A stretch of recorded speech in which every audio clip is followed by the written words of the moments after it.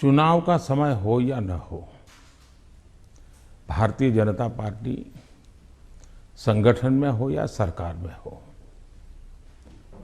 हम हमेशा जनता जनार्दन की सेवा में लगे रहते हैं। और जब सरकार में होते हैं तो बहुत अधिक तीव्रता से, अधिक विस्तार से सबका साथ, सबका विकास, इस मूल मंत्र को लेकर के जी जान से जुटे रहते हैं। और मैं इस चुनाव में भी सभी राज्यों में देख रहा हूं कि भारतीय जनता पार्टी के प्रति लहर है। भारी बहुमत से भारतीय जनता पार्टी जीतेगी और भारतीय जनता पार्टी को सेवा करने का मौका इन सभी 5 राज्यों की जनता देगी। और ये भी सही है कि जिन राज्यों में हमें सेवा करने का मौका मिला है, उन्होंने हमें परखा है, हमारे काम को देखा है और उसका परिणाम होगा। पहले के जमाने में पॉलिटिकल फील्ड में एनालिसिस करते समय एक शब्द पॉपुलर हो चुका है, एंटी इनकम्बेंसी। मैं समझता हूं कि हमारे देश में वक्त बदला, लेकिन कभी कभी टर्मिनोलॉजी नहीं बदली। और ये कारण ये है कि पहले जो सरकारें चलती थी वो फाइलों पे हस्ताक्षर करना, मनमर्जी के लोगों की फाइल को प्रायोरिटी देना, योजनाएं चुनाव को केंद्र में रख के घोषित करना और कभी कभी जाकर के फीते काट के चले आना, शिलान्यास करके चले आना। डिलीवरी के तरफ कभी योगदान उनका ध्यान नहीं रहता था। उनको लगता था घोषणा हो गई, यानी विज्ञान भवन में दिया जलाया तो उनको लगता था काम हो गया। और जब लोगों को काम नजर नहीं आता है और घोषणाएं बार बार सुनने को मिलती हैं, तब एंटी इनकम्बेंसी का जन्म होता है। लेकिन जब काम करने का प्रयास दिखता है, दिन रात की मेहनत दिखती है, आसपास में कुछ न कुछ पॉजिटिव होता हुआ दिख रहा है, तो फिर एक विश्वास बनता है कि वहां हो रहा है तो कल मेरे यहां भी होगा। गरीब को घर उसको मिल गया तो कल मुझे भी, गरीब हूं, मेरा घर इस बार लाइन नंबर नहीं लगा लेकिन कल मुझे मिलेगा, ये विश्वास पैदा होता है। और इसके कारण भारतीय जनता पार्टी के कल्चर में जहां भी हमें स्थिरता के साथ काम करने का मौका मिला है, वहां एंटी इनकम्बेंसी नहीं, प्रो इनकम्बेंसी का माहौल होता है। और भारतीय जनता पार्टी हमेशा प्रो इनकम्बेंसी को लेकर के चुनाव में अधिक ताकत से उभर करके आती है। पर उत्तर प्रदेश में एक खासियत रही कि एक ही पार्टी को दोबारा चांस नहीं देते हैं, मौका नहीं मिलता है। लेकिन आपको लगता है कि इस बार जो है, क्योंकि 3 चुनावों में उन्होंने बीजेपी को वोट दिया है, 2014 में, 17 में, 20 में आपको वोट दिया, तो आपको क्या लगता है कि आपने ही बहुत अच्छे ढंग से इस बात को कह दिया है कि 2014 में हमें वोट मिला, फिर 2017 में मिला, 19 में, हाँ, फिर 2019 में मिला, यानी 3 बार मिला। मतलब जो पुरानी थियरी है, एक बार आओ एक बार जाओ वाला, उत्तर प्रदेश ने पहले ही नकार दिया है। जब पहले ही नकार दिया है तो अब क्यों आगे बढ़ाएगा? भारतीय जनता पार्टी ने अनुभव किया है कि हमें 14 में स्वीकार किया, फिर काम देखा 17 में स्वीकार किया, काम देखा 19 में स्वीकार किया, काम देखा 22 में स्वीकार करेंगे। जी, सभी तस्वीरों में जो पोस्टर्स छपती हैं उनमें मोदी जी की तस्वीर होती है और योगी जी की। जहां पर चीफ मिनिस्टर कैंडिडेट है वहां पर चीफ मिनिस्टर कैंडिडेट का होता है, नहीं तो मोदी जी की तस्वीर होती है हर जगह। तो अगर क्या हम ये मान के चल सकते हैं कि जो राज्य के चुनाव होते हैं एक किस्म से एक रेफरेंडम है सेंटर की पॉलिसीज को भी, सिर्फ स्टेट की नहीं, सिर्फ सेंटर की भी पॉलिसीज? आप देखिए, भारतीय जनता पार्टी एक कलेक्टिव लीडरशिप में विश्वास करती है, सामूहिकता में विश्वास करती है। और हम स्तर पर सामूहिक रूप से काम करने के आदी हैं। वो तस्वीर प्रधानमंत्री की नहीं है, वो भारतीय जनता पार्टी के कार्यकर्ता की तस्वीर है जिसको नरेंद्र मोदी कहते हैं। और कार्यकर्ताओं के साथ मेरा खड़ा रहना मेरे लिए गर्व का विषय होता है। अगर मेरे साथी कार्यकर्ताओं के बीच में मेरी भी फोटो होती है तो मैं भी उन कार्यकर्ताओं जैसा लगता हूँ। मुझे लगता है हाँ, मैं भी इन्हीं के बराबर हूँ, मैं किसी से ऊपर नहीं हूँ, किसी से आगे नहीं हूँ। तो मेरे लिए तो उस फोटो का मतलब इतना ही होता है। और देश की जनता भी ऐसे, ये जो फैशन हो गई है कि हर चुनाव यानी फलाने का, हर चुनाव ढीकने का, मैं समझता हूँ ये चुनाव हमारे कार्य का है, हमारे आचार विचार का है, हमारी नीतियों का है और सबसे ज्यादा हमारी नीयत का है।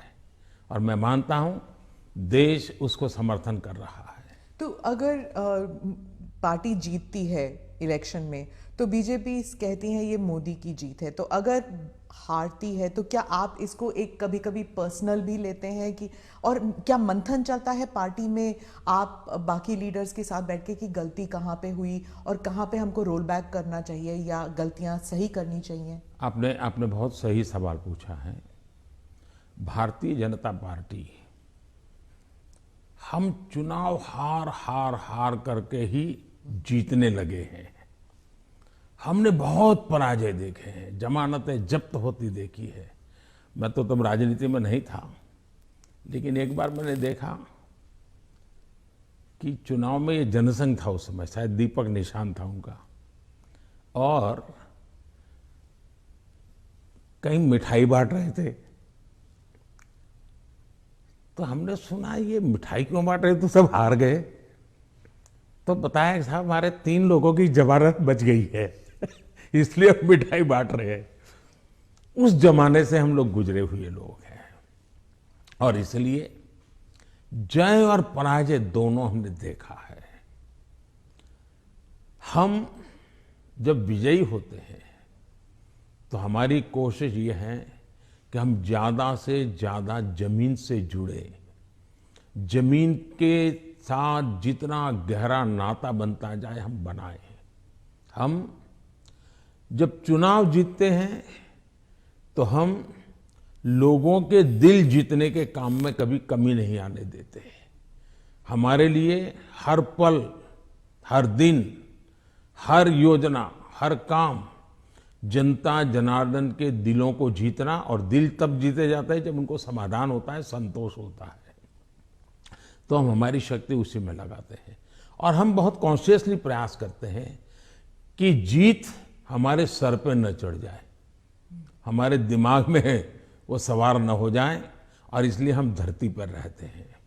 जहाँ तक पराजय का सवाल है, हम पराजय में भी आशा को खोजते रहते हैं।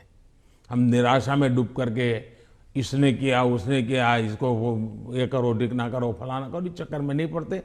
हम सोचते हैं कि सामने वाले की रणनीति क्या थी, उसके तौर तरीके क्या थे, वो लोगों को गुमराह करने में क्यों सफल हुआ, हमारी बात को हम कैसे पहुंचाएंगे।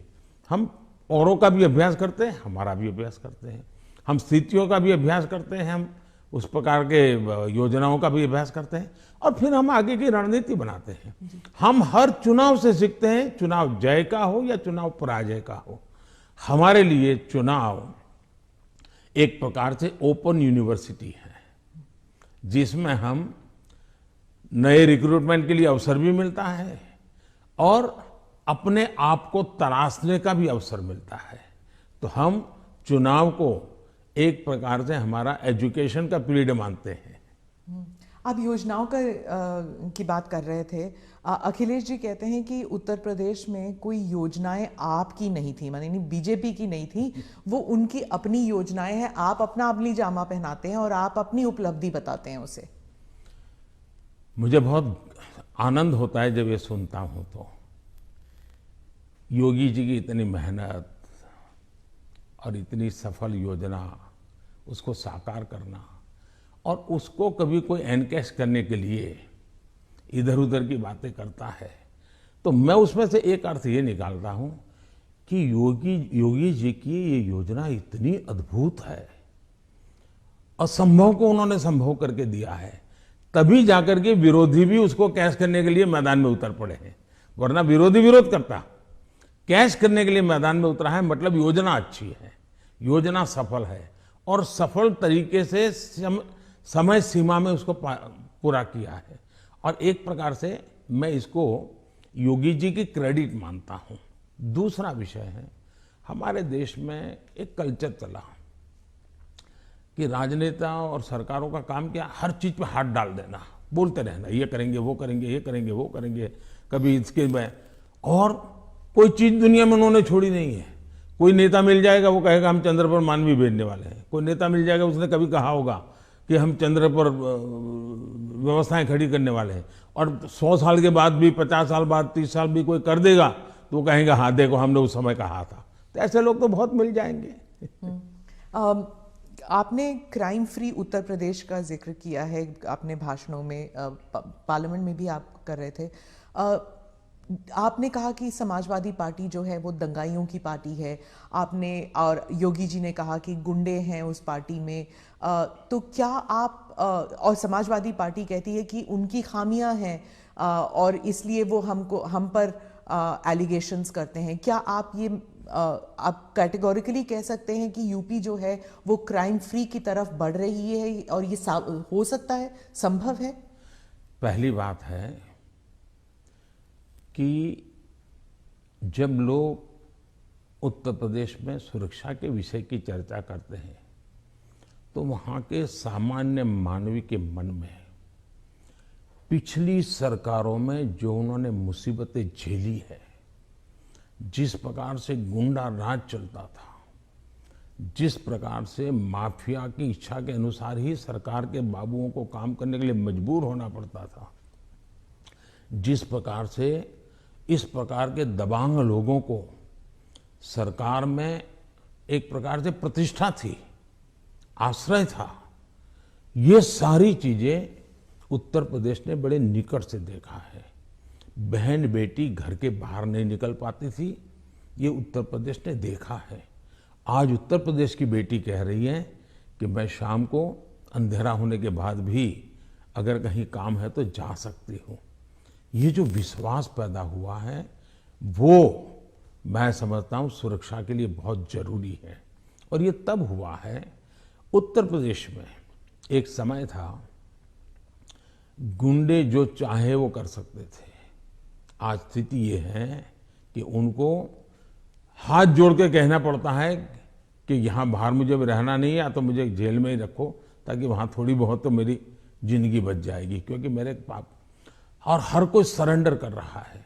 बहुत से लोग हो सकता है सही रास्ते पर भी आ जाएंगे, जब देखेंगे कि भाई अच्छे रास्ते से भी जीवन जिया जा सकता है तो हो सकता है अच्छे रास्ते पर आ जाएंगे।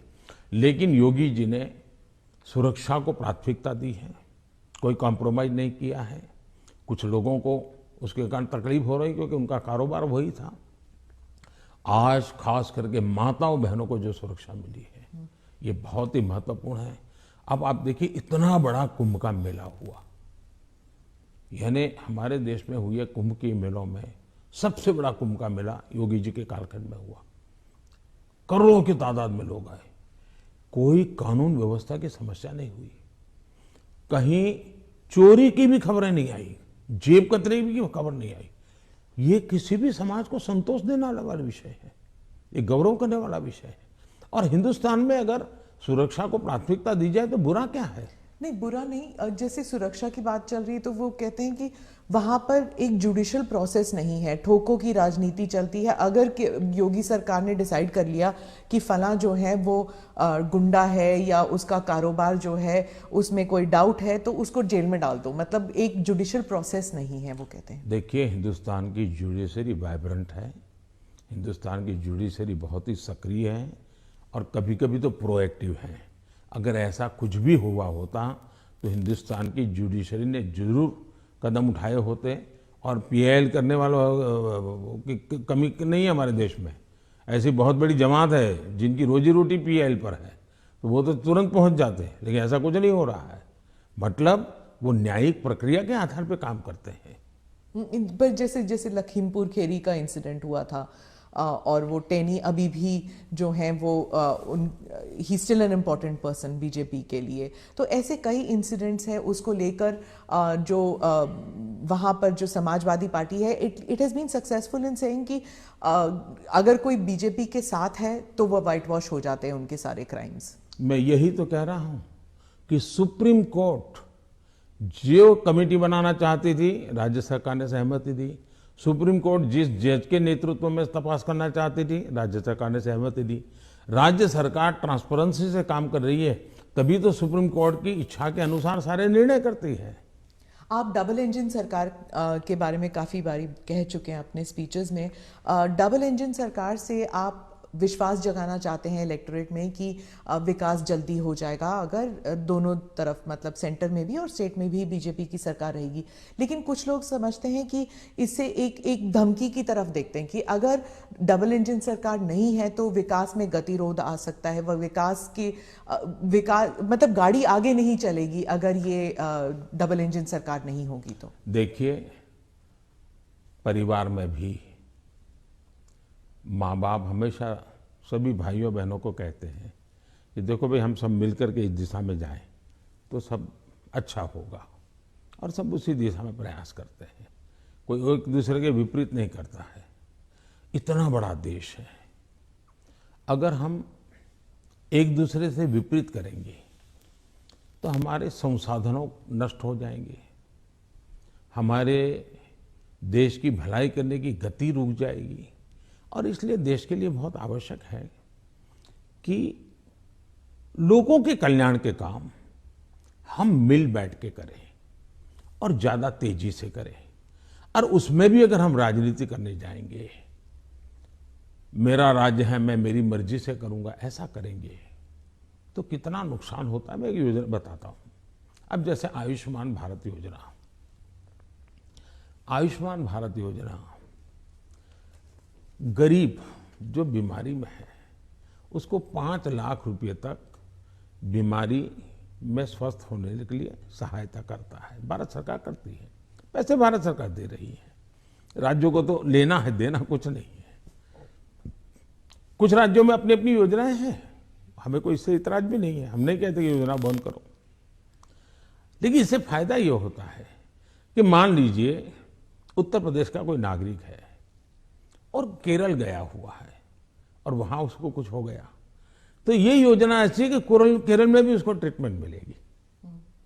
उसको उत्तर प्रदेश में ही बीमार होगा तो लाभ होगा ऐसा नहीं, केरल में भी। इसका मतलब कि आयुष्मान भारत योजना से जोड़ना मतलब दोनों इंजन जुड़ जाएंगे तो गरीबों को लाभ होगा नहीं होगा। लेकिन कुछ राज्य ऐसे हैं जिनको लगता है नहीं, हम आयुष्मान भारत से नहीं जोड़ेंगे। दिल्ली में क्या ऐसी सरकार है? अब दिल्ली का नागरिक हिंदुस्तान के किसी कोने में जाएगा और वहां कुछ हुआ तो उसको वो लाभ नहीं मिलेगा। अब क्या कारण है कि इसका विरोध किया जा रहा है? उसी प्रकार से हमने one nation one ration card क्यों किया कि भाई कोई भी मजदूर हिंदुस्तान के किसी भी कोने में जाएगा, एक ही राशन कार्ड होगा। अगर वो महाराष्ट्र में है तो भी उसको फेयर प्राइस शॉप से उसको अनाज मिल जाएगा। अब 2 राज्य ऐसे निकले जिनको सुप्रीम कोर्ट को डंडा मारना पड़ा, कहना पड़ा कि भाई one nation one ration card गलत क्या है, तुम लागू करो। अब इसलिए हम कहते हैं कि डबल इंजन की सरकार होती है तो गरीबों को सबसे ज्यादा लाभ होता है। अब जैसे जीएसटी कानून आया, पहले हमारे देश में हर जगह पर टैक्सेशन की सिस्टम इतनी अलग अलग थी कि विदेश के निवेशक जो होते थे उनको बहुत दिक्कत होती थी। भाई हमें एक राज्य में अगर कारखाना लगाते हैं तो हमें वहां इस प्रकार का प्रॉब्लम होता है, दूसरे में लगाते हैं तो दूसरा होता है। अब जीएसटी होने के कारण उनको भी सहूलत हो गई। तो हम जो ये कह रहे हैं कि भाई डबल इंजन की सरकार, हम ऐसी व्यवस्थाएं करें, अपनी विविधता को बनाए रखना है, भारत की विविधता ही उसकी ताकत है, लेकिन व्यवस्थाओं को भी बनाए रखना है। और इसलिए हम कहते हैं कि जब डबल इंजन लगता है तो ताकत बहुत बढ़ जाती है, हमारी शक्ति वेस्ट नहीं होती है। हमें इसका उपयोग सिर्फ और सिर्फ देश का कल्याण, गरीबों का कल्याण, देश के युवाओं का भला, इतना ही हमारा अर्थ है। आप विविधता की रिस्पेक्ट के बारे में बात करते हैं, लेकिन राहुल गांधी और सिर्फ राहुल गांधी नहीं, स्टालिन, केसीआर, महबूबा, ममता सब कहते हैं कि आपकी पार्टी जो है उस विविधता को रिस्पेक्ट नहीं करती, इसलिए चाहे बंगाल हो या आंध्रा, तमिलनाडु, केरला और कश्मीर, इन सभी राज्यों में बीजेपी कहीं घुस भी नहीं सकती है, सरकार बना नहीं सकती है, क्योंकि एक सेंट्रिस्ट, एक स्ट्रांग व्यू पॉइंट वाली पार्टी है जो रीजनल एस्पिरेशंस को नहीं समझती। पहली बात ऐसी है कि भारतीय जनता पार्टी एक ऐसी पार्टी है जिसका ये मत है कि देश के विकास के लिए हमें रीजनल एस्पिरेशंस को एड्रेस करना ही चाहिए। और देश में मैं पहला मुख्यमंत्री हूं जो इतने लंबे समय तक राज्य का मुख्यमंत्री रह करके आया हूं, और इसलिए राज्य के एस्पिरेशंस क्या होते हैं, राज्य की आवश्यकताएं क्या होती हैं, इसका मुझे भली भांति समझ है। और इसी के कारण हम हिंदुस्तान के सभी राज्यों की भला, अब देखिए, मैं दुनिया के मेहमान आते हैं तो पहले उनको दिल्ली में ही आना और जाना हो जाता था। मैं ऐसा नहीं करता हूं। आप ट्रंप को ले गए गुजरात? मैं उनको अलग अलग जगह पर, मैं चाइना के राष्ट्रपति को ले गया तमिलनाडु, मैं फ्रांस के राष्ट्रपति को ले गया उत्तर प्रदेश, मैं जर्मन चांसलर को ले गया कर्नाटका, और तब तो कांग्रेस की सरकार थी। किसकी सरकार? इस देश की शक्ति को उभारना, इस देश के हर राज्य को प्रोत्साहन मिलना, यही हमारा काम होता है। अब यूएन में जाकर मैं तमिल भाषा में कोट करता हूं तो दुनिया को गर्व होता है कि भारत के पास दुनिया की सबसे पुरानी भाषा है। पहले कोई बोलता ही नहीं था, और इसलिए तो मैं हर एक को साथ लेकर के चलने का प्रयास करता हूं, और मैं मानता हूं वही रास्ता है। हम विविधता में एकता के दर्शन करते हैं, लेकिन आज दुर्भाग्य से कुछ नेता अपने निजी स्वार्थ के लिए विविधता को एक दूसरे के साथ विरोध के लिए सीड्स के रूप में उपयोग कर रहे हैं। ये बहुत बड़ा दुर्भाग्य है। हमें विविधता में से एकता को पनपाना है। तो आप कह रहे हैं इससे अलगाववाद बढ़ेगा? पिछले 50 साल का अनुभव यही है, उन्होंने यही किया है। हर चीज पे देश को बांटो, राज करो, और उसी में से अलगाव पैदा होता है। लेकिन भारत का चरित्र ये नहीं है, भारत के नागरिकों का चरित्र ये नहीं है। आप इसको एक do you see it as a threat कि अगर इसे अभी नहीं रोका जाएगा तो सेपरेटिस्ट एलिमेंट्स आ जाते हैं कि जैसे अगर कश्मीर का अलग बात है, नॉर्थ ईस्ट की बात अलग है, लेकिन अगर आप द्रविड़ मूवमेंट को देख लेंगे या कहीं और राज्य में देख लेंगे, अगर रीजनल एस्पिरेशंस को बढ़ाया जाता है तो क्या एक यूनिटी फैक्टर में कोई देखिए हमने दरार पड़ सकता है? मैं बताता हूं काम करने का तरीका कैसे होता है। हमारा ये मत है सामाजिक न्याय। भारत जैसे देश में इतनी विविधता भरा समाज व्यवस्था, और अगर सामाजिक न्याय के सिद्धांत में हम थोड़ा सा भी ऊंचे नीचे करेंगे तो हमारे देश को बहुत नुकसान होगा। इसलिए समाज का छोटे से छोटे तबके के व्यक्ति को भी विकास में पूरा सहयोग मिलना चाहिए और विकास के लिए अवसर मिलना चाहिए। जैसे समाज के अंदर सामाजिक न्याय की आवश्यकता है, वैसे ही राष्ट्र में भी कोई एक इलाका बहुत आगे बढ़ जाए और कोई इलाका पीछे रह जाए तो कभी भी देश का भला नहीं होगा।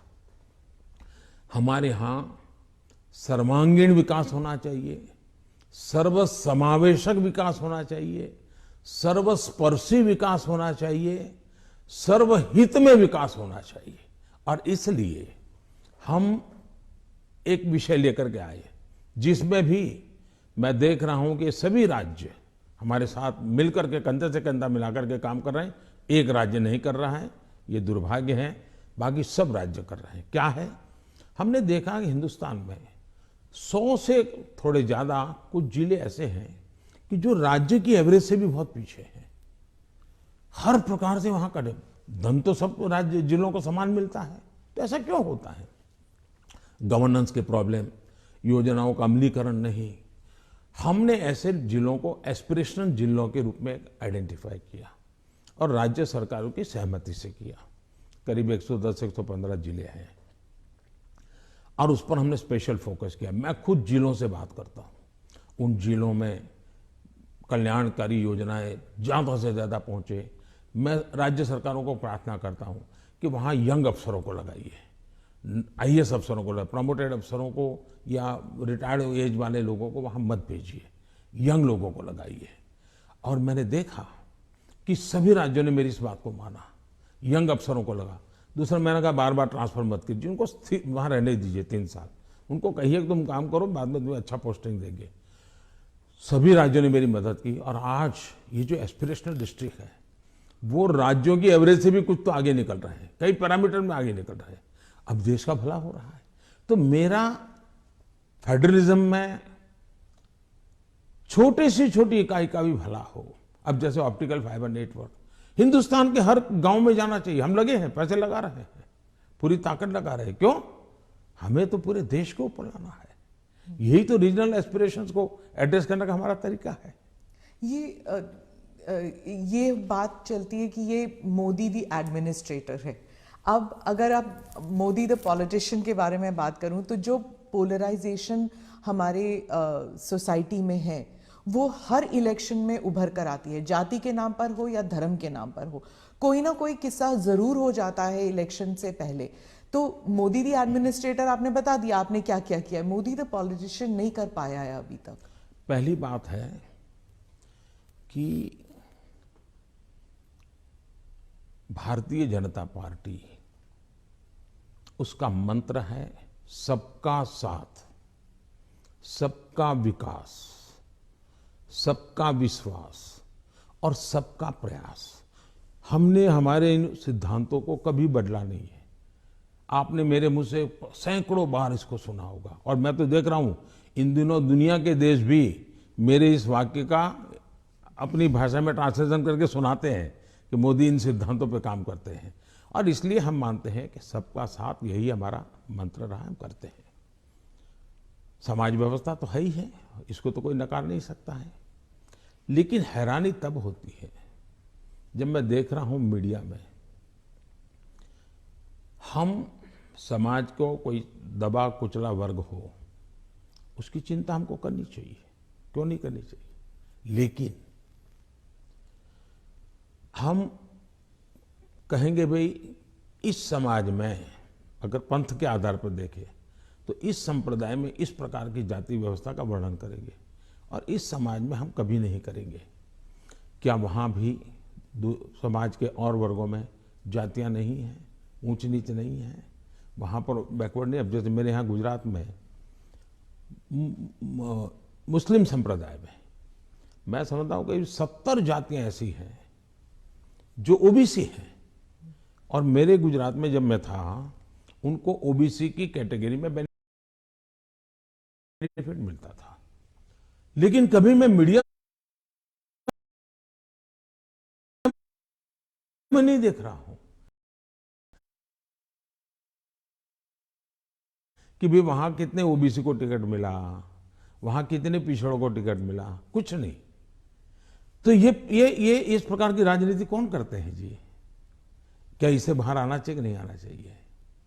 हम टिकट देंगे तो भी जाति के आधार पर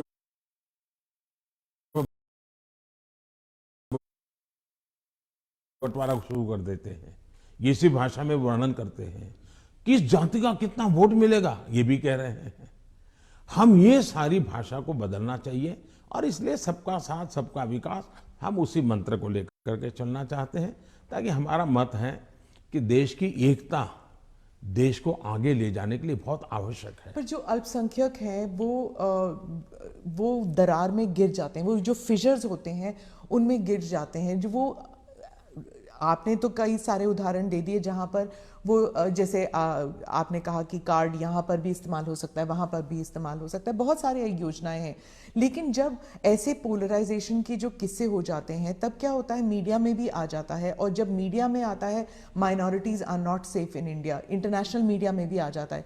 जो पूंजी निवेश करना चाहता है बाहर बैठ के, वो सोचता है यहाँ पॉलिटिकल अनरेस्ट है, मैं क्यों यहाँ पर पैसे लगाऊं। तो एक आज विश्व में भारत ने अपनी एक अच्छी पहचान भी बनाई है और वो मीडिया की ताकत से भी आगे निकल गई है। अब जहां तक मीडिया का सवाल है, वो क्यों ऐसा करते हैं, किसके कारण करते हैं, किसके लिए करते हैं, किसके कहने से करते हैं, किसके दबाव में करते हैं, ऐसे विषयों पर मेरा टिप्पणी करना उचित नहीं है।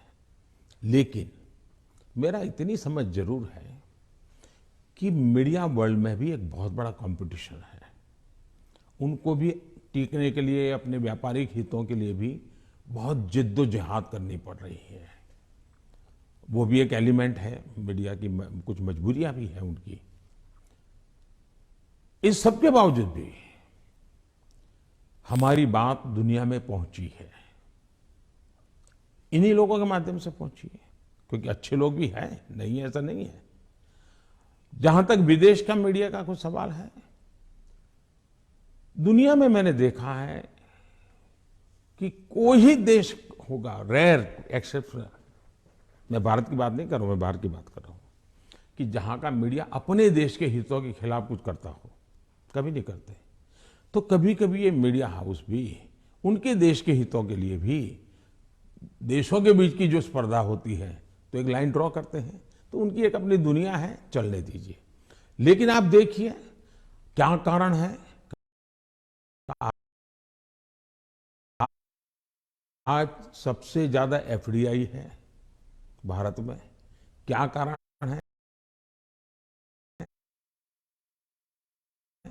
सबसे ज्यादा एफआईआई है। क्या कारण है इतना निवेश आ रहा है? क्या कारण है कि जब आयुष्मान कोरोना आया, दुनिया के 150 के करीब देश भारत की दवाई के लिए, मुझे लगातार हिंदुस्तान, दुनिया के मैक्सिमम लोगों ने मुझ पर टेलीफोन करके दवाइयां मांगी होगी। तो भारत की प्रतिष्ठा है तभी तो कर रहे हैं। और इसलिए ये जो हम 24 घंटे हेडलाइन के भरोसे राजनीति करते हैं, उनकी मजबूरियां होगी।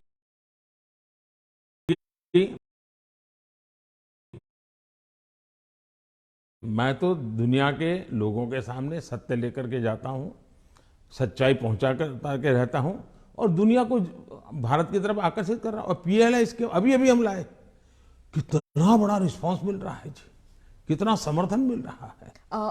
समाजवाद के बारे में आपने कहा कि जो समाजवादी पार्टी है ये फेक सोशलिस्ट हैं, नकली सोशलिस्ट हैं। तो समाजवादी है कौन फिर उत्तर प्रदेश में? क्योंकि अर्थशास्त्री कहते हैं कि बीजेपी जो है वो पहले इकोनॉमिक पॉलिसीज में राइटिस्ट थी, फिर वो सेंट्रल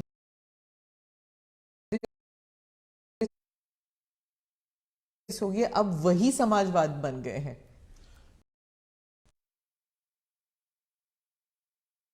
पहली बात है, भारतीय जनता पार्टी जनसंघ के जमाने से हमारी आर्थिक सिद्धांतों की चर्चा आप सुनोगे तो यही रही है कि हम देश की जनता पे भरोसा करते हैं, देश की जनता के सामर्थ्य पे भरोसा करते हैं। सरकार की नीतियां उनको अवसर देने वाली होनी चाहिए, और हम वो नीतियां बना रहे हैं कि उनको सबसे ज्यादा अवसर मिले। दूसरी बात है, हमारा मत है, गवर्नमेंट है no business to do a business. अब ये कहाँ समाजवाद के साथ बैठता है? ये तो समाजवाद के खिलाफ है। सरकार का काम है गरीब के लिए भोजन की चिंता करो, सरकार का काम है गरीब के लिए घर बनाओ, सरकार का काम है गरीब के लिए शौचालय बनाओ, सरकार का काम है गरीब को पीने का शुद्ध पानी दो, सरकार का काम है गरीब अगर बीमार है तो उसको इलाज की व्यवस्था करो, सरकार का काम है गरीब गांव-गांव तक कुछ रास्ते बनाओ, लोगों को जाने आने की सुविधा करो। सरकार का काम है कि हमारा देश का एग्रीकल्चर ताकत जो है विश्व के बाजार में कैसे पहुंचे, इसके लिए कुछ व्यवस्था करो। छोटे किसान, उसको दरकिनार किया गया, उसकी चिंता करो। और मेरी प्राथमिकता यही है, मुझे लोगों को घर देना है, मुझे गरीबों को शौचालय देना है, मुझे गरीबों को धुएं से मुक्त करना है, मुझे गरीबों को घर में शुद्ध पीने का पानी पहुंचाना है, मुझे गरीब के बच्चों को पढ़ाना है। अगर कोई इसको समाजवाद कहता है तो मुझे ये समाजवाद मंजूर है, तो वो क्योंकि मैं समाज के लिए हूं। लेकिन मैं जो चर्चा करता हूं नकली समाजवाद, वो ये है, ये पूरी तरह परिवारवाद है। लोहिया जी का परिवार कहीं नजर आता है क्या? वो भी तो समाजवादी थे। जॉर्ज फर्नांडिस का परिवार नजर आता है क्या? वो भी समाजवाद थे। नीतीश बाबू हमारे साथ काम कर रहे हैं, वो भी तो समाजवादी हैं। परिवार कहीं नजर आता है क्या? ये समाजवादी लोग हैं। लेकिन ये लोग देखिए, पूरा परिवार। मुझे एक बार किसी ने चिट्ठी भेजी थी, मैं तो भूल गया आज। उन्होंने कहा कि इनके परिवार से, ये सपा जो है उत्तर प्रदेश का, 45 लोग ऐसे थे जो किसी न किसी पद पर थे। एक ही फैमिली के 45 लोग। और किसी और ने मुझे कहा कि उनके पूरे परिवार में 25 साल की उम्र के करीब करीब सभी व्यक्ति को चुनाव लड़ने का मौका दिया गया है। क्या ये परिवारवाद का लोकतंत्र के लिए खतरा है? इसलिए मैं कह रहा हूं। तो अखिलेश और जयंत दोनों कहते हैं कि परिवारवाद सिर्फ उनकी पार्टी में नहीं, आपकी पार्टी में भी है। राहुल गांधी भी कहते हैं कि परिवारवाद से जुड़े मतलब सेकंड जनरेशन लीडर्स तो आपकी पार्टी में भी हैं। बहुत बहुत फर्क है। ये फर्क, अच्छा सवाल पूछा आपने। मैं थोड़ा विस्तार से जवाब दूंगा, बुरा मत मानिए। लेकिन देश की जनता को मैं झूठ के सामने सत्य समझाना चाहता हूं। एक परिवार से अनेक लोग जनता के बीच में जाएं, एक परिवार से 2 लोग जाएं, 3 लोग जाएं और जनता उनको चुनाव करके भेजे, वो एक राजनीति का पहलू है। लेकिन दूसरा, एक परिवार के लोग ही उस पार्टी के अध्यक्ष बने, उस पार्टी के ट्रेजरर बने, उस पार्टी का पार्लियामेंट्री बोर्ड बने।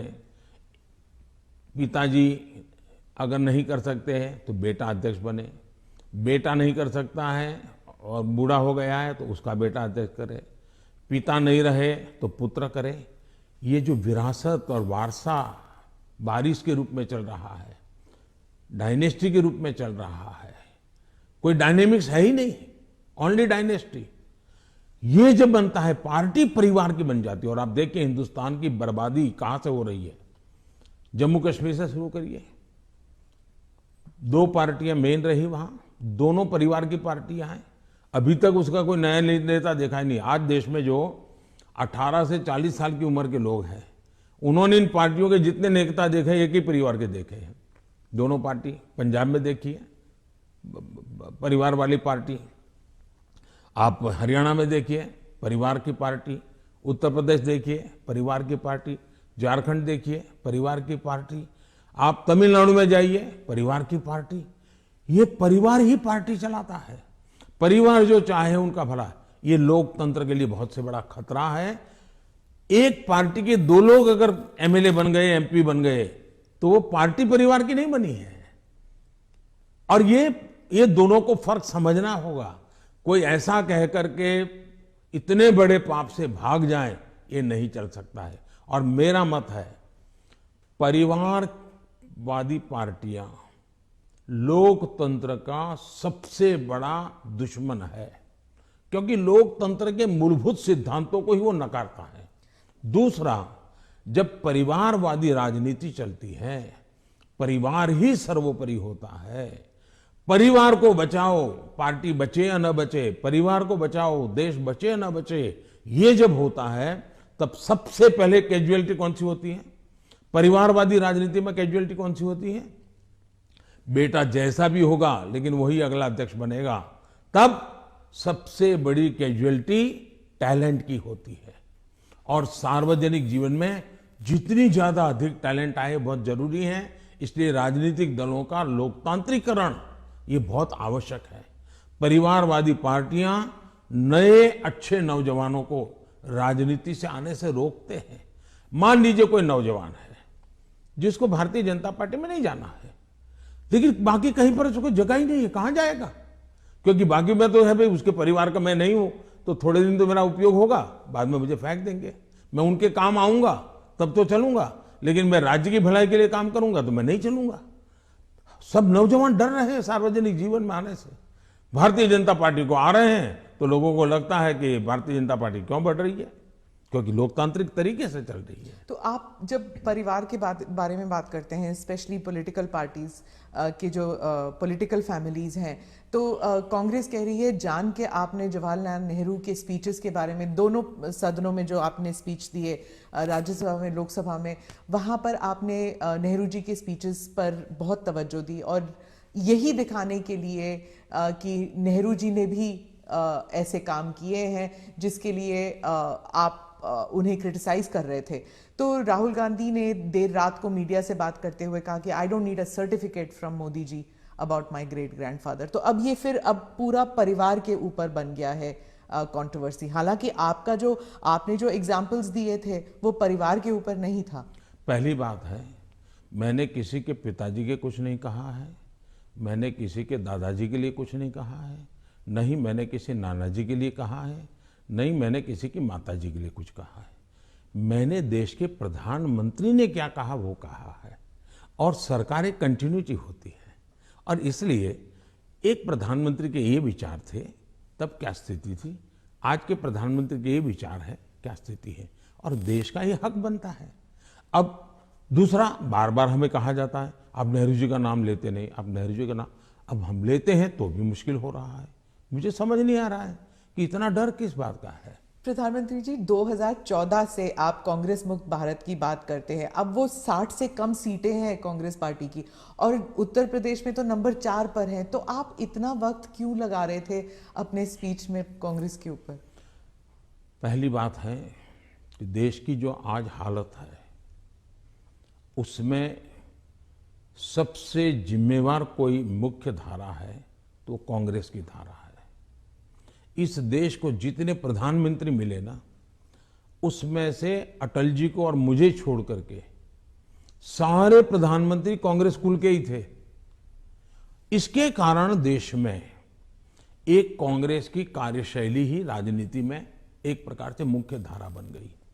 अब जब कांग्रेस की कार्यशैली, कांग्रेस की विचारधारा, कांग्रेस के पसंद नापसंद के आधार क्या है, संप्रदायवाद है, जातिवाद है, भाषावाद है, प्रांतवाद है, भाई भतीजावाद है, भ्रष्टाचार है, अगर यही इस राजनीति में मुख्य धारा में रहेगा तो देश का कितना बड़ा नुकसान होगा। और इसलिए मैं हमेशा कहता हूं कि हमें, और जब मैं कांग्रेस मुक्त भारत कहता हूं तब कांग्रेस की संख्या से मेरा लेना देना नहीं है। अब जैसे हम कम्युनिस्ट पार्टियों की आलोचना करते हैं, अब सत्ता में नहीं है, वो कहीं नजर नहीं आता, एक केरल में कोने में बैठे हैं, फिर भी वो विचारधारा खतरनाक है। उसी प्रकार से कांग्रेस ने जो राजनीति में की चरित्र की मुख्य धारा बनाई हुई है वो देश को तबाह कर रही है। अगर अच्छी कार्यशैली होती है, अच्छे तौर तरीके होते हैं तो देश आज से पहले बहुत आगे निकल चुका होता। बहुत रुका हुआ, ठहरा हुआ, जनता ने कुछ कर लिया तो कर लिया, ये हुआ है। उत्तर प्रदेश पे ही वापस आती हूँ। वहां पर जो ऑप्टिक्स की बात कर रही हूँ, जो पहले चरण में जो चुनाव होने वाले हैं, ऑप्टिक्स में ऐसे लग रहा है जैसे दो युवा नेता हैं, अखिलेश और जयंत, और दूसरी तरफ बहुत ही पावरफुल योगी जी और मोदी जी, जो सरकारी मशीनरी का दुरुपयोग कर रही है, कह रहे हैं, और उनके साथ है ईडी, उनके साथ है जुडिशरी, उनके साथ है मीडिया। तो एक अनइवन प्लेइंग ग्राउंड है। आप क्या कहेंगे इस बारे में? पहली बात है कि ये दो लड़कों वाला खेल तो हमने पहले भी देखा था, और इतना अहंकार था कि उन्होंने गुजरात के दो गधे ये शब्द प्रयोग किया था, और उत्तर प्रदेश की जनता ने उनको हिसाब दिखा दिया। और एक बार तो दो लड़के भी थे और एक बुआ जी भी उनके साथ थी, फिर भी उनके हाल नहीं बना। क्योंकि उत्तर प्रदेश इस प्रकार के जोड़ से अगर किसी को 25 साल पर मताधिकार मिलता है, मान लो 25 साल पर चुनाव लड़ने का हक मिलता है, मान लीजिए, मताधिकार तो 18 साल में मिल जाता है, लेकिन 25 साल पर उसको चुनाव लो। लेकिन कोई पिताजी ऐसा कहे कि देखो मेरा ये बेटा है वो 10 साल का है, ये बेटा है 15 साल का, दोनों 25 के हो गए, उनको चुनाव लड़ने दो, तो कोई लड़ने देगा क्या? तो इस प्रकार की मेलजोल से चलता है क्या? नहीं, पर जो उनका आरोप है कि लेवल प्लेइंग फील्ड नहीं है, क्योंकि बीजेपी सरकारी मशीनरी और इदारों का इस्तेमाल करती है, ईडी का, और टैक्स रेड्स होते हैं कैंडिडेट्स पर, उनके रिश्तेदारों पर, आप क्या कहेंगे? हिंदुस्तान में भ्रष्टाचार ये दिमक की तरह देश को परेशान कर रहा है कि नहीं कर रहा है? ऐसे लोगों के खिलाफ जनता ने हर बार आवाज उठाई कि नहीं उठाई है? अगर मैं कुछ न करूं तो जनता मुझे माफ करेगी क्या? जहां से भी सरकार को जानकारी मिलेगी, सरकार ने कदम उठाना चाहिए कि नहीं उठाना चाहिए? और कदम उठाने के बाद अगर देश के खजाने में अरबों खरबों रुपये आ रहे हैं तो मेरी तारीफ होनी चाहिए। अच्छा, चुनाव के समय हिंदुस्तान में हर बार चुनाव चलता रहता है भाई, तो सरकार काम करना बंद कर दे क्या? चुनाव आप एक बार तय कर लीजिए भाई, 5 साल में एक बार ही चुनाव होगा, सब मिलकर के चुनाव लड़ेंगे, सभी राज्यों के साथ होंगे, केंद्र का साथ में होगा, सारा खर्चा भी बच जाएगा, तो फिर कभी ईडी भी नहीं दिखाई देगा, सीबीआई भी नहीं दिखाई देगा। अब क्या करे? वो तो सरकारी दफ्तर है, वो अपने अपने तरीके से काम करते हैं, वो स्वतंत्र तरीके से काम करते हैं, चुनाव बीच में आ जाता है, करेंगे क्या? वो तो अपने टाइम टेबल से चलते रहते हैं, जहां से उनको जानकारी मिलती है अपना करते हैं, सरकार का उसमें कोई रोल भी नहीं होता है। ये पहला चुनाव है किसान कानून वापस लेने के बाद चुनाव। जब आपने देश के नाम संदेश किया तो उस टाइम आपने कहा कि ये चुनाव से संबंधित डिसीजन नहीं था, आपने पूरे उस प्रक्रिया के बारे में बताया, लेकिन आपके समर्थक भी कह रहे थे that there was so much of personal capital, प्रधानमंत्री जी शायद कन्विंस नहीं कर पाए किसानों को कि ये देश हित में है, किसानों के हित में है, और उसकी वजह से आपके समर्थन भी जो हैं वो डिसअपॉइंट हो गए थे। तो क्या आप इसको एक व्यक्तिगत रूप में आप इसको एक हार मानते हैं? देखिए, मैं किसानों के दिल जीतने के लिए निकला हुआ इंसान हूं। मैं छोटे किसानों का दर्द समझता हूं और मैंने हमेशा उनके दिल जीतने का प्रयास किया है, और हिंदुस्तान भर के किसानों का मैंने दिल जीता भी है, मेरा साथ दिया है, समर्थन किया है। लेकिन मैंने कहा था, उस दिन भी कहा था टीवी में, कि मैंने किसानों की भलाई के लिए कदम उठाए, लेकिन आज देश के हित में मैं वापस कर रहा हूं। मैं समझता हूं इसको अधिक विस्तार मुझे करने की जरूरत नहीं है। बाद के घटनाक्रमों से पता चलेगा कि क्यों जरूरत पड़ी थी। तो क्या आप एक डायलॉग करने के लिए फिर से तैयार हैं, किसानों को कन्विंस करने के लिए? इस देश के लोकतंत्र का ये सबसे पहला कर्तव्य बनता है, लोकतंत्र में जनप्रतिनिधि का और सरकार का, कि जनता के साथ संवाद करते ही रहना चाहिए, और हम लगातार करते हैं। हम कभी भी संवाद टूटना जिसके पक्ष में है ही नहीं। हर किसी को, मुझे भी सुनना चाहिए, मेरी सरकार को भी सुनना चाहिए, और बातचीत करना ही चाहिए। बातचीत हमेशा होनी चाहिए, और इश्यू पर चर्चा ना हो ऐसा नहीं है। जैसे हम बजट के पहले, बजट कैसा बने हद से क्यों पूछते, किसानों से पूछते हैं कि बजट कैसा बनना चाहिए, उनके विचार लेते हैं। ये हम तो मानते हैं कि सब कुछ ज्ञान बाबुओं के पास है और नेताओं के पास है, ऐसा हम नहीं मानते। हमारे देश के पास, हर नागरिक के पास अनुभव है, हर नागरिक के पास ज्ञान का भंडार है। हम तो सबसे संवाद करना चाहते हैं, सबसे सीखना चाहते हैं, सबके सुझावों के आधार पर हम चलना चाहते हैं। कोविड के टाइम, फर्स्ट वेव और सेकेंड वेव, उसके बारे में आपने अपने स्पीच में भी जिक्र किया कि उसे आपने कहा कि जो कोविड के अगेंस्ट जो हमारी लड़ाई थी वो वी वर विक्टोरियस, मतलब भारत जो है वो विक्टोरियस उभर के आया। लेकिन आपने ये भी कहा कि महाराष्ट्र की सरकार और दिल्ली की सरकार जो है वो नकारात्मक कार्य कर रही थी, लेकिन अरविंद केजरीवाल, राहुल गांधी और शिवसेना ने, तीनों ने कहा कि नहीं, ये गलत है। कोविड की लड़ाई में जो नाकामयाबी सरकार की थी, सेंट्रल गवर्नमेंट की थी, वो हम पे लादा जा रहा है। मैंने ये कहा कि कांग्रेस पार्टी, जब लॉकडाउन हुआ, WHO समेत सब लोग कहते थे कि जो जहां है वहां रहे, वो एक जगह से दूसरी जगह पे न जाए, वरना कोरोना के वो शिकार हो जाएगा, उसका जीवन को तकलीफ हो जाएगी। और उस समय कोरोना किस चाल से चलता है, उसका रूप रंग क्या है, कोई पता ही नहीं था दुनिया को।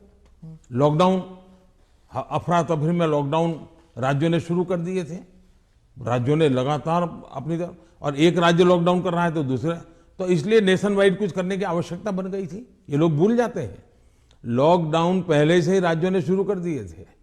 भारत सरकार ने तो बाद में लॉकडाउन का निर्णय करना पड़ा सबको एक साथ उसकी स्थिति सुधारने के लिए। दूसरी बात है, मैंने कहा कांग्रेस पार्टी ने फ्री टिकट दे करके लोगों को प्रोत्साहित किया कि आप जाइए। वो टिकट तो दिया उन्हें 500,000 लोगों को, लेकिन हवा बना दी कि जाओ। अब उस समय ये न करते तो हमारे देश के श्रमिकों को 2-4, क्योंकि भय का वातावरण तो था ही था, 2-4 दिन में चीजें संभल जाती उनको पर, तो बाद में व्यवस्थाएं खड़ी हो जाती। लेकिन उल्टा किया और पूरी ताकत श्रमिकों के लिए लगानी पड़ी। तब जाकर के योगी जी को हजारों बस भेजनी पड़ी यहाँ पर भी दिल्ली में आप पार्टी ने, उसके नेताओं ने जीपों में जाकर के झुपड़पट्टी में कहा है, वीडियो अवेलेबल है कि भाई आप जल्दी जाइए और वहां पहुंचिए, वहां से आप अपने घर पहुंच जाइए, यहां तो लॉकडाउन हो रहा है। भय पैदा कर दिया। और मैं हमेशा कहता हूं, ये भारत की जनता इतने बड़े संकट में, दुनिया मानती थी कि हिंदुस्तान का हालत सबसे खराब होगा, और स्वाभाविक था कि इतनी बड़ी जनसंख्या, हम इस प्रकार से समूह में रहते हैं, हमारा जीवन भी सामूहिक होता है, और ये बीमारी ऐसी है कि तुरंत लपेट लेती है, तो हमारे लिए हर प्रकार के संकट थे, ये तो मानना पड़ेगा। और बीमारी ने दुनिया भर को जिस प्रकार से समृद्ध देशों को तबाह कर दिया है, उसकी तुलना में हम बच पाए, तो हम गर्व से कह सकते हैं कि भाई हिंदुस्तान के नागरिकों ने जो भी उनके पास संसाधन थे, उन्होंने अपने डिसिप्लिन को फॉलो किया और उन्होंने अपने आप को बचाने में काफी मदद की। तो विजय मैंने जो भी कहा है 130 करोड़ को, लेकिन मैंने ये कभी नहीं कहा कि कोरोना खत्म हो गया। मैं तो आज भी कहता हूं ये बहुरूपिया है, वो कभी भी नए रंग रूप के साथ मैदान में उतर आता है और हमारी स्थितियों को चुनौती देता है। हमें हर बार डायनेमिक व्यवस्था से नई नई व्यवस्थाएं खड़ी करनी पड़ रही और हमें जागरूक रहना पड़ेगा।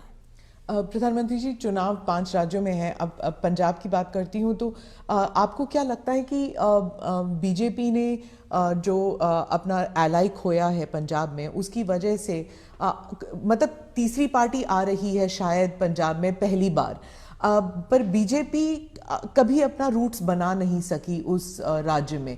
क्या आप इसको एक राजनीतिक विफलता मानते हैं?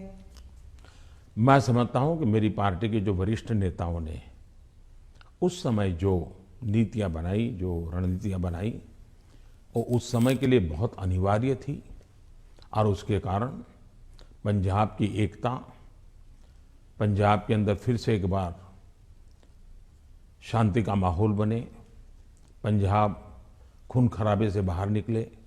और मैं मानता हूं कि भारतीय जनता पार्टी ने अपने राजनीतिक स्वार्थ के बजाय पंजाब का हित सुप्रीम माना, और उसने राजनीतिक जो भी कॉम्प्रोमाइज करने की आवश्यकता थी किया, वो बहुत जरूरी था, इसलिए किया। हम पंजाब को खून खराबे से बाहर निकालना चाहते थे, हम पंजाब को शांति देना चाहते थे, और उसके लिए अगर बीजेपी का नुकसान होता है तो होने देंगे, ये हमने होने दिया। बीजेपी तब भी पनप सकती थी, लेकिन हमारे लिए जरूरी था कि हम उस रास्ते पर चले जिसके कारण हम यहाँ पर सुख शांति का माहौल बनाने में हम बहुत बड़ा पॉजिटिव योगदान दे सके, और वो हमने किया, और पंजाब को बाहर निकालना भी उस संकट से बाहर आए।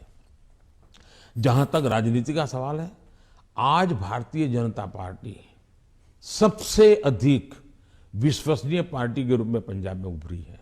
आपने देखा होगा, बहुत बड़े वरिष्ठ लोग, समाज जीवन के वरिष्ठ लोग, जिनका राजनीति से लेना देना नहीं थे, वैसे बहुत बड़ी मात्रा में पिछले दिनों भारतीय जनता पार्टी ज्वाइन किया है।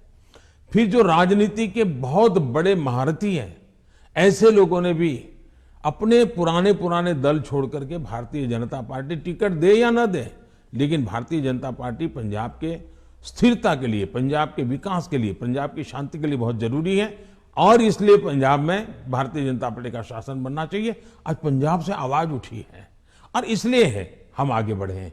आज 2 दल भारतीय जनता पार्टी के साथ जुड़ गए हैं, कैप्टन साहब और ढींडसा साहब बहुत पुराने लोग हैं जो राजनीति के वहाँ महारथी रहे, 3-3 दशक तक जिन्होंने वहाँ की राजनीति को दिशा दी है। ये लोग आज भारतीय जनता पार्टी को पसंद कर रहे हैं और इसलिए मैं मानता हूँ कि भारतीय जनता पार्टी पहले की तुलना में बहुत ही यशस्वी होगी। पंजाब के लोगों के जो एस्पिरेशंस, कई कारणों से हमने भी शायद कॉम्प्रोमाइज कर करके अपनी पार्टी का नुकसान किया, हो सकता है कुछ लोगों का भी हुआ होगा, लेकिन अब जब हम खुल करके आए हैं तो उनका भी हौसला बुलंद हो गया। जो लोग दबे हुए रहे थे वो भी खुल करके हमारे साथ आए हैं। हमने किसान को डायरेक्ट बेनिफिट के लिए हम अड़े रहे, हमने कैप्टन साहब को समझाया, कैप्टन साहब हमारे साथ थे, उस समय वो मुख्यमंत्री थे, सहमत हुए और किसान को डायरेक्ट बेनिफिट ट्रांसफर हमने किया पंजाब में उसकी खेत की। तो मैं 1000 से ज्यादा वीडियो निकली है, 1000 से ज्यादा सोशल मीडिया में, एक मिनट की वीडियो में देख रहा था, मैंने भी कभी 10-12 तो देखी होगी। किसान कह रहा है कि मेरा खेत तो उतना ही है, मेरी फसल वही है जो मेरे 20-25-30 साल से हम कर रहे हैं, पैदावार भी उतनी है, लेकिन मेरे घर में इतने रुपये पहले कभी नहीं आए जितने मोदी जी की सरकार ने डायरेक्ट बेनिफिट ट्रांसफर का निर्णय किया और किसान को जो माल है उसका पैसा सीधा बैंक में खाते में उसके जाएगा। तो सारे बिचौलिए गए, कट जो होता था वो गया और मुझे मेरा पूरा पैसा मिला। ये छोटा किसान आज भारतीय जनता पार्टी का जय जयकार कर रहा है। जी, आप जब गए थे पंजाब तो आपका काफिला ब्रिज पे अटक गया था और आपने किसी ऑफिशियल को कहा कि आपने चीफ मिनिस्टर को कहिए मैं जिंदा वापस जा रहा हूँ। बहुत सारी इन्वेस्टिगेशन भी चल रही है सिक्योरिटी को लेकर, लेकिन उस वक्त आपको कैसे महसूस हुआ था, क्योंकि आप पंजाब से पता नहीं कब से जुड़े हुए हैं? मैं इस पूरे नॉर्थ से पार्ट से मेरा बहुत निकट नाता रहा है। मैं पंजाब में बहुत रहा हूँ, मैं पंजाब की मेरा बड़ा नाता रहा है। मैं मेरी पार्टी का काम वहाँ करता था। मैं पंजाब के लोगों की जो वीरता है ना, मैंने देखी है। पंजाब के लोगों के दिल को मैं जानता हूँ। मैं आपको एक उदाहरण बताता हूँ। मैं अपनी पार्टी का काम करता था, उस समय तो ये आतंकवाद बड़ी एकदम हालत बड़ी खराब थी, शाम के बाद कोई निकल नहीं पाता था और मैं शायद मोगा में था या तरन तारण में था, मुझे याद नहीं है आज, और मुझे अगले स्टेशन पे जाना था, लेकिन कार्यक्रम के कारण देर हो गई। मैं और मेरे ड्राइवर दो ही थे, हम निकले और दुर्भाग्य से हमारी गाड़ी खराब हो गई रास्ते में। तो हम कोशिश कर रहे थे लेकिन गाड़ी चल नहीं रही थी।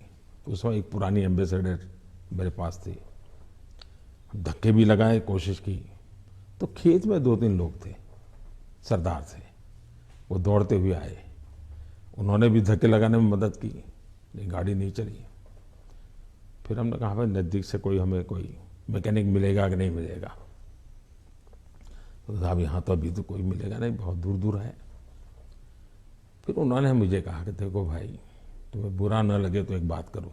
मैंने कहा क्या? बोले तुम गाड़ी यहाँ छोड़ दो, तुम और तुम्हारा ड्राइवर खेत में हमारे साथ चलो, हमारी वहाँ झोपड़ी है, वहीं खाना खा लो और रात को रुक जाओ। सरदार परिवार, जिस प्रकार से उन्होंने मुझे संभाला, उन्होंने कहा भाई कुछ भी हो तुम सुबह जाना, अब यहीं रुक जाओ। बाद में उनको पता चला मैं तो भाजपा का कार्यकर्ता हूँ। वो कहा ठीक है भाई, तुम भाजपा के हो, कुछ भी हो, तुम आज रात मेरे यहाँ रुको। मैं हैरान हूँ जी, खेत में उन्होंने अपनी जो छोटी सी जगह होती है उसमें रखा, मेरा खान पान की व्यवस्था की और सुबह उनका बेटा जाकर के एक मैकेनिक को ले आया, गाड़ी ठीक की। और मैंने पंजाब का ये दिल देखा है जी, इन सरदारों के भावों को जानता हूँ मैं इतने। और मेरे तो गुजरात में, मेरे कच्छ में अंदर इतने मेरे परिवार हैं सरदार। मैंने जब लखपत में गुरुद्वारा का भूकंप में नुकसान हुआ था, मैं वहाँ गया देखने के लिए, मुझे बड़ा दर्द हुआ। तो मैं ऐसे ऐसे कारीगरों को लाया राजस्थान वगैरह बाहर से कि वैसा ही मुझे गुरुद्वारा बना के दो जो गुरु नानक देव जी के जहाँ चरण पड़े थे, बनाया दोबारा।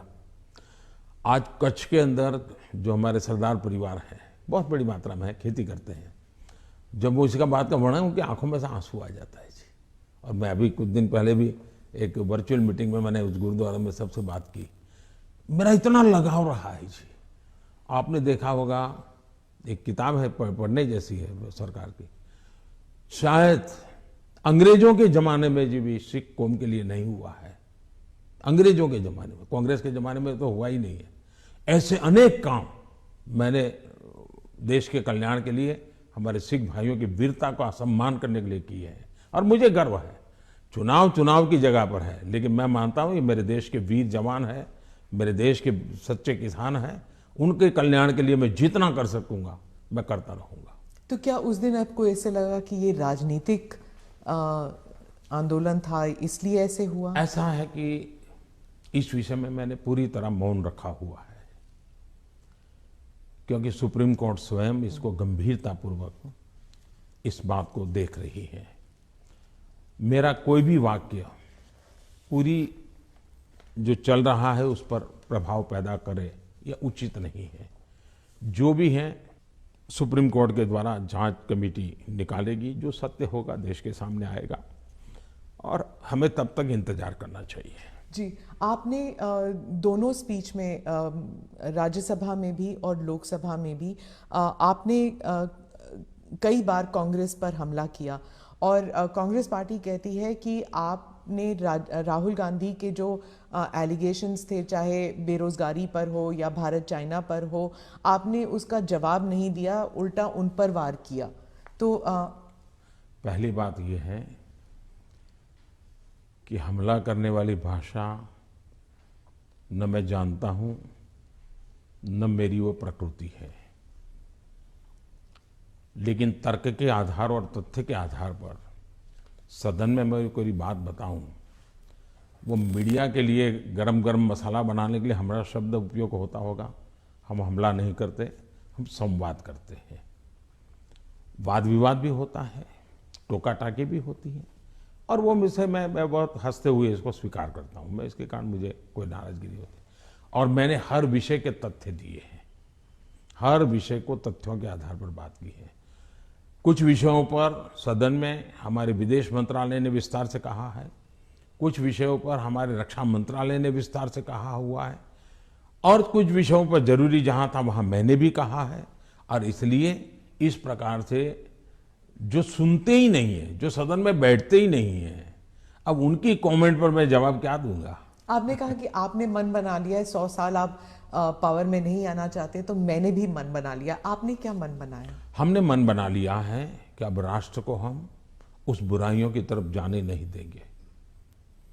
हम देश में जनहित के लिए जीने वाले, जनहित के लिए जूझने वाले, जनता जनार्दन के सपनों को पूरा करने वाली व्यवस्थाओं को ही बनाएंगे, उसी को बढ़ाएंगे, उसी को चलाएंगे, जरूरत पड़ेगी तो उसको साथ देंगे। यही हमारा रहेगा रास्ता। हम जो देश को तबाही के रास्ते पर ले जाने वाले जितने तरीके हैं वो नहीं आने देंगे। ANI के साथ बात करने के लिए धन्यवाद। बहुत बहुत धन्यवाद। नमस्कार। आप देख रहे थे प्रधानमंत्री के ANI के साथ